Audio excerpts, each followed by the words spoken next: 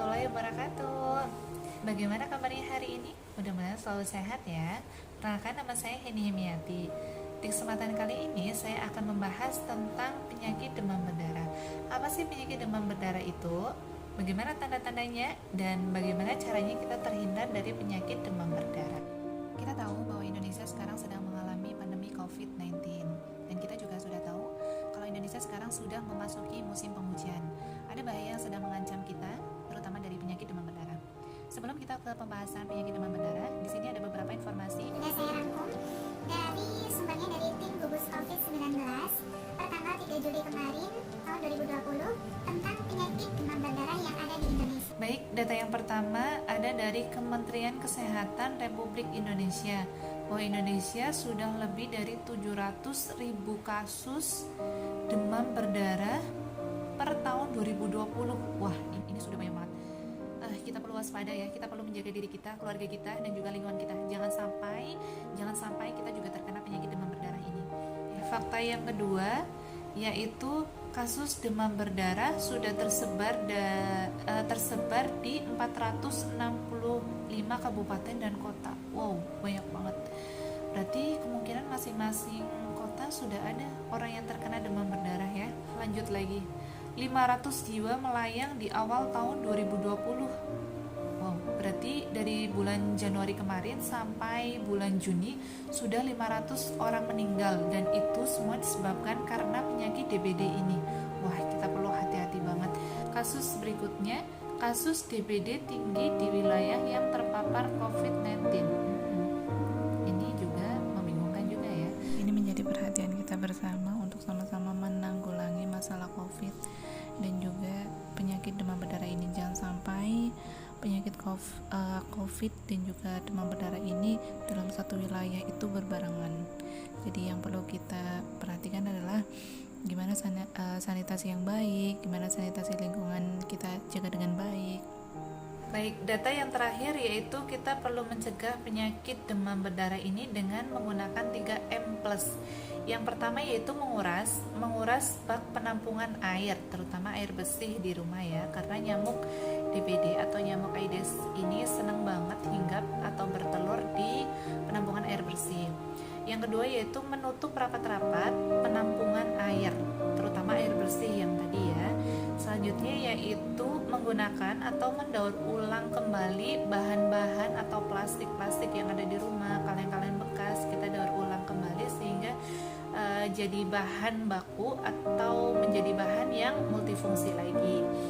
Yang terakhir yaitu plusnya itu kita bisa menggunakan obat anti nyamuk, kita bisa menggunakan kelambu di rumah, kita bisa membersihkan lingkungan kita supaya kita terhindar dari penyakit demam berdarah. Kita masuk ke pembahasan tentang pengertian dari penyakit demam berdarah. Apa sih pengertian dari penyakit demam berdarah ini?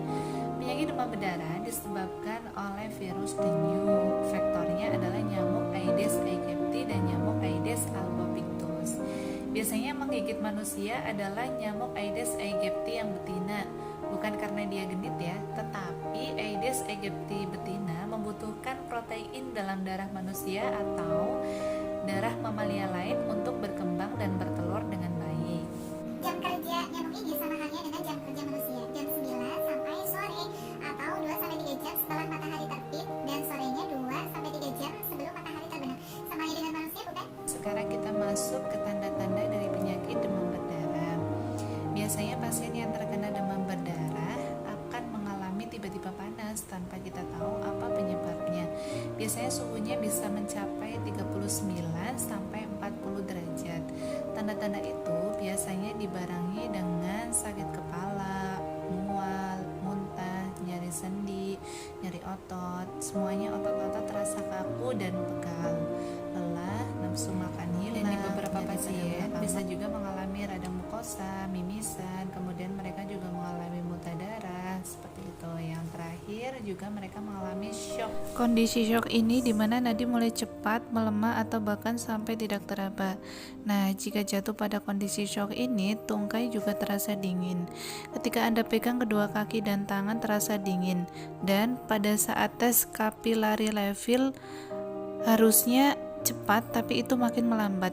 Cara tesnya yaitu tekan ujung jari kalian yang harusnya berwarna merah, yang harusnya warna merahnya balik dengan cepat. Namun pada kondisi shock ini, capillary refill ini akan memanjang lebih dari 2 detik.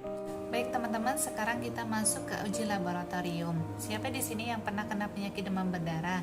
Pasti pada saat kalian ke rumah sakit atau kalian bertemu dengan dokter, dokter akan mengambil sampel darah kalian untuk selanjutnya diuji di laboratorium. Tujuannya untuk mengetahui kadar trombosit di dalam tubuh kita. Kalau misal trombosit di dalam tubuh kita kurang dari 100.000, maka sudah dipastikan kalau kita terkena trombositopenia. Apa bahayanya? Bahayanya adalah ketika trombosit turun itu bisa penggumpalan darah. Dan kalau sudah masuk dalam kondisi ini berarti penyakit demam berdarah sudah bisa ditegakkan karena sudah ada tanda klinis dan juga tanda dari hasil laboratorium. Baik teman-teman, itu sedikit sharing informasi kita tentang demam berdarah. Mudah-mudahan bermanfaat ya. Jangan lupa di masa pandemi ini dan juga di musim hujan ini, jangan lupa untuk selalu jaga kesehatan kalian dengan mengkonsumsi makanan-makanan yang bergizi, minum vitamin, olahraga walaupun cuma sebentar 30 menit, itu sangat bermanfaat untuk menjaga kesehatan tubuh